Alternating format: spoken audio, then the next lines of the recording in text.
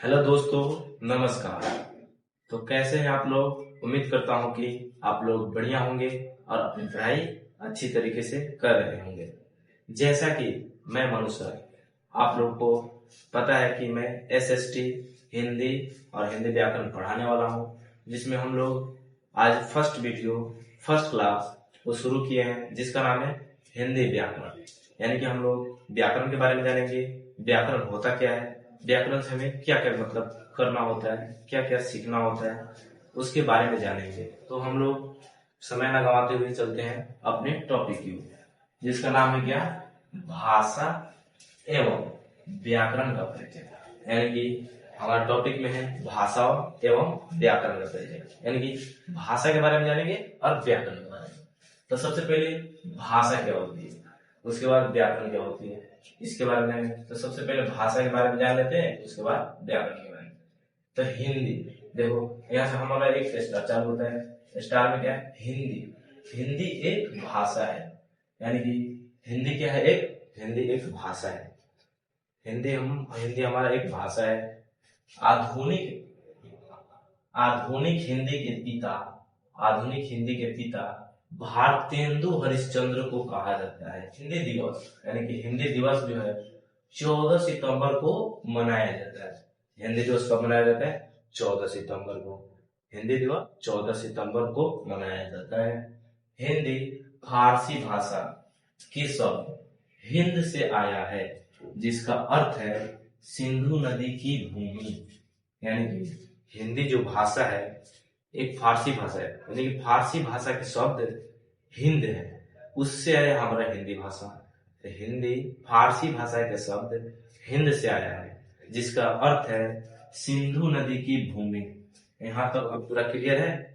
यहाँ तक कम से कम याद रखो, फिर आगे देखना।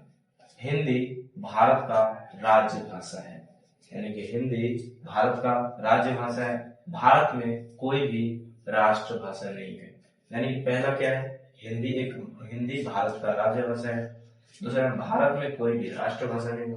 ये थोड़ा सा दोनों के दोनों आपस में मिलता जुलता दिख रहा है। यानी कि राष्ट्रभाषा, राज्य भाषा, यानी कि राज्य भाषा क्या होती है, राष्ट्रभाषा क्या होती है। तो थोड़ा इसके बारे में जान लेते हैं, थोड़ा जितना भी है। सबसे पहले राज्य भाषा है। तो राज्य भाषा में क्या होता है?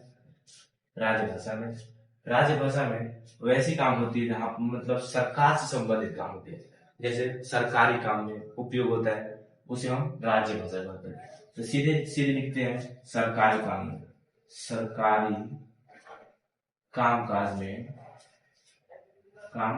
में उपयोग होता है,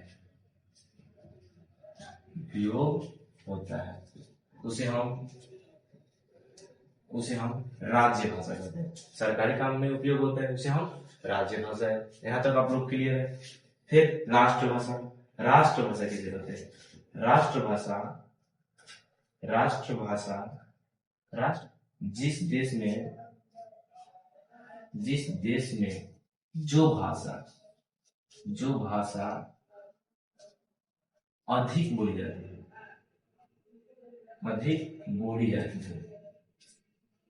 जाती है उसे हम राष्ट्रभाषा कहते हैं। अगर मान लो कोई देश है जहां पर सबसे ज्यादा हिंदी भाषा बोली जाती है, तो उसे हम राष्ट्रभाषा बोल सकते हैं। ऐसे ही बहुत सारे भाषा होंगे, जैसे भाषा है चाइनीज भाषा, फ्रेंच भाषा और हिंदी भाषा, संस्कृत भाषा, रोमन। जैसे जिस देश में जो भाषा सबसे अधिक बोली जाती है वहां का एक राष्ट्रभाषा होता है। तो यहाँ तक आप लोगों को पूरा समझ में आ चुका है। तो इससे आगे चलते हैं हमारे संविधान में। यानी कि हमारे संविधान कहने का मतलब भारतीय संविधान में, क्योंकि हम लोग भारत के निवासी हैं, तो भारतीय संविधान में। यानी कि हमारे संविधान की अनुसूची 8 में, यानी हमारा जो संविधान है उसके अनुसूची कितना में? 8 में 22 जो भाषा है, 22 भाषाओं को दर्जा प्राप्त है, जिसमें भारत सरकार कोई भी काम इन भाषाओं में कर सकती है। जैसे पत्र जारी करना हो, एग्जाम डेट निकालना हो, और भी जैसे हो गया कोई चिट्ठी लिखना हो या कोई सरकार के खिलाफ कंप्लेन करना हो, यानी कि कुछ भी हो सकता है, मतलब कुछ भी, यानी कि हम लोग 22 भाषा में लिखते हैं। जैसे सरकारी काम काज में उपयोग होता है, उसे हम राज्य भाषा कहते हैं। तो हम सबसे पहले भारतीय संविधान का अनुसूची 8 में 22 भाषाओं को दर्जा प्राप्त है, जिसमें भारत सरकार कोई भी काम मतलब कर सकती है। यहाँ तक आप लोग क्लियर है। तो चलते हैं आगे।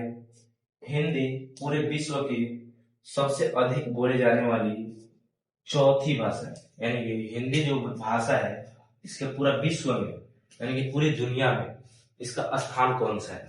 तो चौथा स्थान है। हिंदी भाषा का पूरे विश्व में चौथा स्थान है। 14 सितंबर 1949 को भारत सरकार ने हिंदी भाषा को राज्य भाषा के रूप में स्वीकार किया। यानी कि 14 सितंबर 1949 को, कब? 14 सितंबर 1949 को भारत सरकार ने, यानी भारतीय जो सरकार है, वो हिंदी भाषा को राज्य भाषा के रूप में स्वीकार किया।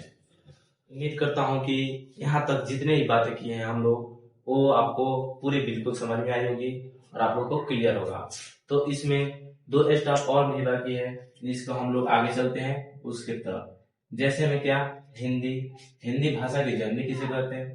तो हिंदी भाषा की जननी आप लोग नोट डाउन कीजिएगा, ये लास्ट टॉपिक है हमारा, हिंदी भाषा की जननी। हिंदी भाषा की